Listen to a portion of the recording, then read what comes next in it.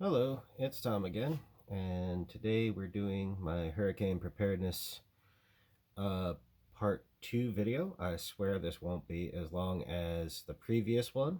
I think that one got over 20 minutes, which, well, it was tools and considerations on when you can go store brand and when I would avoid store brand. This is a lot faster because it's your charging gadgets, sources of battery power, and keeping your phone um, charged and usable, and different things to keep on hand. Um, and not just phones, but certain other things. But to start, we will discuss the different implements you see in front of you right now. You'll notice I've got cables out the yin yang, and I don't want a drawer full of messy cables, so things stay rubber banded when not in use. I don't actually throw away old chargers. They're useful to have. Um, got an entire drawer full of them. This one is a USB mini. I've also got USB micro cables. If they're not bad, I do not throw them out because and when you're dealing with a potential emergency, it's good to have all those old cables on hand because, maybe one of your neighbors still has a cell phone that charges on an older style than USB-C, And some of my devices here actually use USB mini, and not many, but there's still one or two in my house that use micro USB. So old chargers are a good thing to keep around.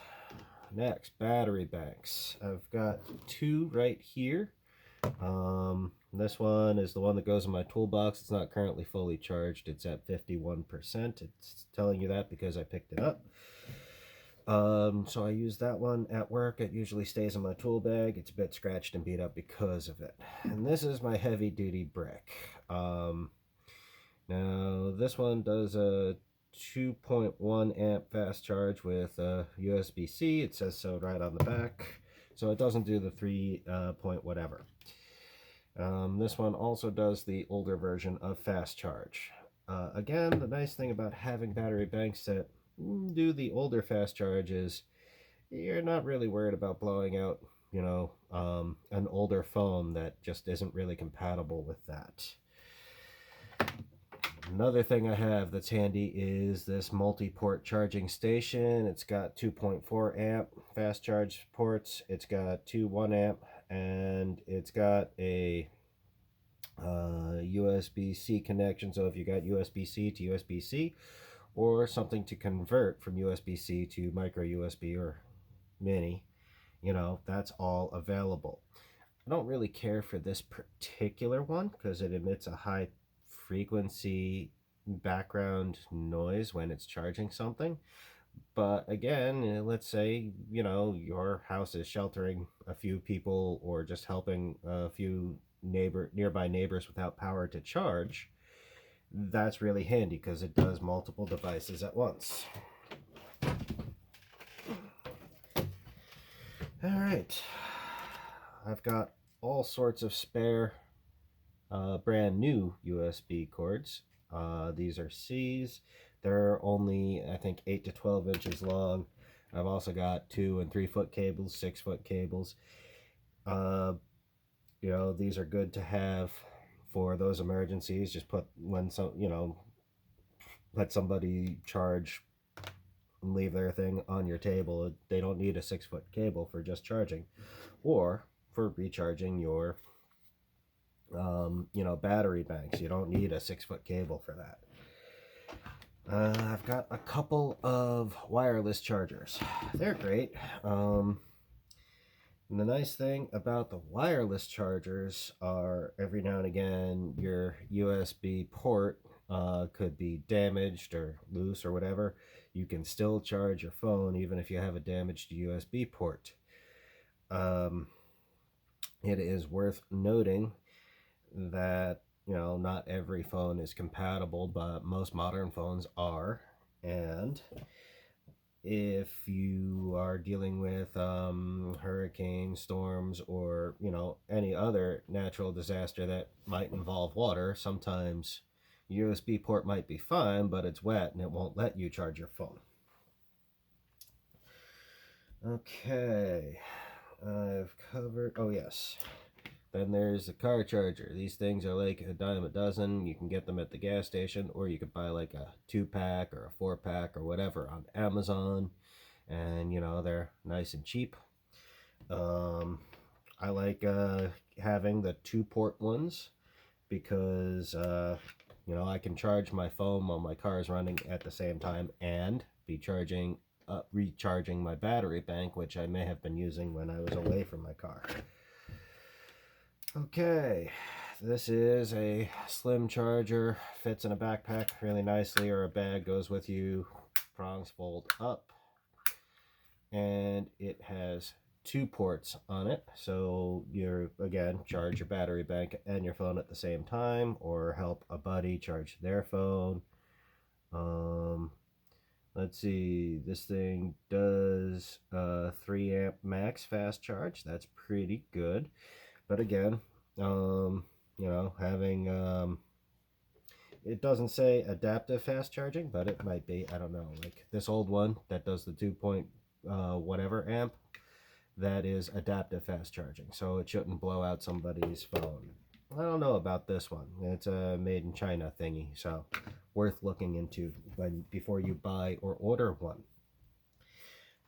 These are all things that, you know, you can definitely order on Amazon. And if you are in a situation right now where there is a potential storm coming, now is a good time to get those orders in. I imagine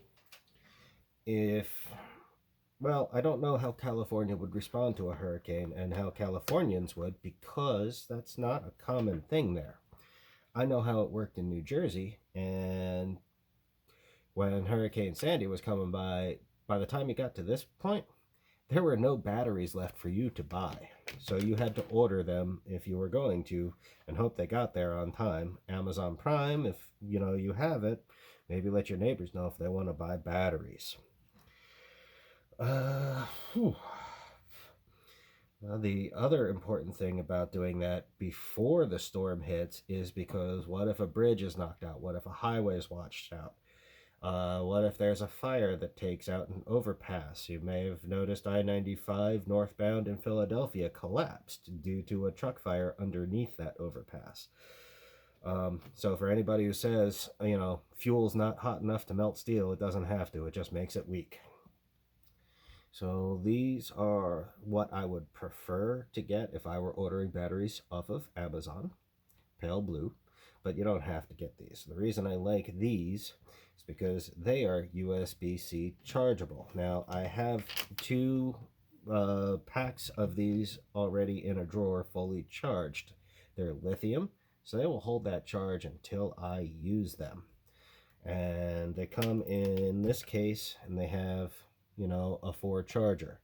So I've got 2 fully charged packs. One's AA, one's AAA, and I got 2 brand new packs came in just the other week. And so what I can do is now I can plug all 4 of these in on the provided USB-C 4-way cable, and then I attach it to an available source for my USB. Now when they're charging, they're flashing green. Alright, so what'll happen is they'll go to a solid you know, color when they're done charging. And you know, this I think is only a 1 amp charger, so it will take a while. These can charge on a faster charge.